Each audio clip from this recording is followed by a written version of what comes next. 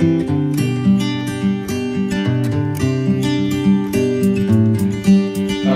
warahmatullahi wabarakatuh. Selamat pagi, Bapak sekalian saya hormati. Bahagia sekali kita bisa bertemu di kesempatan ini untuk bersama-sama kita akan belajar mendiskusikan suatu tema. Kali ini kita sudah masuk di modul yang kedua tentang pelayanan SLRT. Apa yang akan dibahas di dalam SLRT? Ya, yang pertama adalah struktur kelembagaan SLRT. Ya, yang kedua sumber daya SLRT. Yang ketiga sarana dan prasarana SLRT. Dan yang keempat adalah pendanaan. Baik, kita akan coba satu persatu. Nah, kelembagaan koordinasi. Ya, pokok bahasan kelembagaan koordinasi yang pertama adalah lembaga di tingkat pusat. Jadi ada tingkatan dari mulai tingkat pusat, tingkat daerah provinsi, dan tingkat daerah kabupaten dan kota. Tugasnya apa mereka? Mereka adalah untuk mengetahui sampai seberapa jauh masyarakat atau yang PPKS itu mendapatkan kepesertaan atau mendapatkan bantuan yang nanti dibutuhkan oleh PPKS. Yang kedua tentang kelembagaan pelayanan. Nah, kelembagaan pelayanan ini adalah merupakan lembaga yang langsung melayani kepada PPKS yang nanti akan mendapatkan program pelayanan, apakah itu untuk orang fakir miskin maupun orang tidak mampu. Nah, di dalam kelembagaan pelayanan ini ada dua tingkatan, yaitu tingkatan Sekretariat Teknis SLRT yang ada di kabupaten maupun kota, dan yang berikutnya ada di puskesmas yang ada di kantor desa maupun kelurahan. Nah, berikutnya adalah asas penyelenggaraan. Ada 8 asas yang harus dipegang oleh para penyelenggara SLRT. Yang pertama yang pasti, karena ini adalah resmi, harus ada legal, ya, harus legal. Yang kedua responsif. Yang ketiga transparan. Yang keempat partisipatif. Yang kelima ada kesetaraan gender. Yang keenam akuntabel, yang ketujuh objektif dan berkelanjutan. Saya kira ini kawan-kawan nanti bisa dilihat di dalam modul secara luas. Kita nanti terlalu banyak waktu yang untuk kita gunakan untuk membahas ini. Kemudian berikutnya fase yang kedua adalah sumber daya manusia SLRT di daerah provinsi.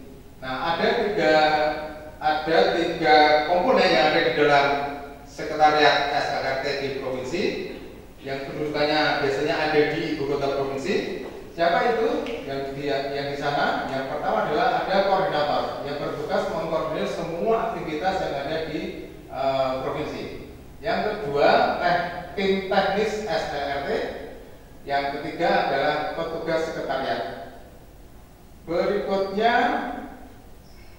sumber daya daerah kabupaten. Yang ada di dalam sumber daya daerah kabupaten yang ada di sekretariat SLRT di kabupaten maupun kota itu ada 6 komponennya.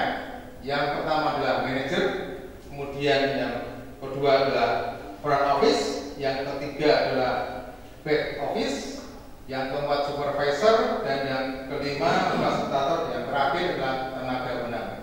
Kesemuanya ini minimal. Walaupun nanti di dalam peraturan Menteri Sosial nomor 15 itu banyak juga disebutkan selain ada yang ada di sini. Yang berikutnya adalah sumber daya di desa maupun kelurahan. Yang ini yang kita sebut dengan puskesmas.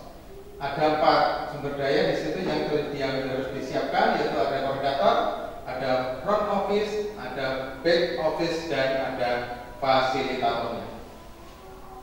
Nah, sekarang kita lihat bagaimana sarana dan prasarana yang dibutuhkan atau yang diperlukan di dalam pelaksanaan SLRT di sekretariat SLRT. Ada 2, yaitu di kabupaten dan ada yang di puskesmas. Yang pertama di kabupaten, sebagaimana yang tadi sudah kita singgung, yang pasti di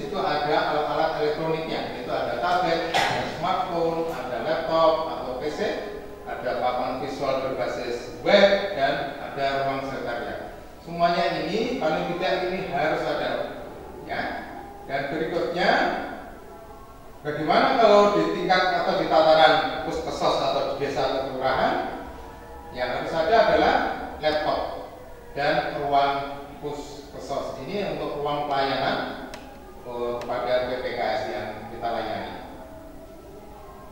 Nah, sekarang saya pada sumber pendanaan. Bapak sekalian, bahwa di dalam pelaksanaan SMRT ini sumber dana yang bisa kita gali ada 3. Yang pertama, kita bisa ajukan melalui APBN. Ya, jadi APBN yang dalam hal ini nanti bisa melalui Kementerian Sosial. Yang kedua, melalui APBD, baik APBD tingkat 1 atau tingkat provinsi maupun APBD di kabupaten atau kota.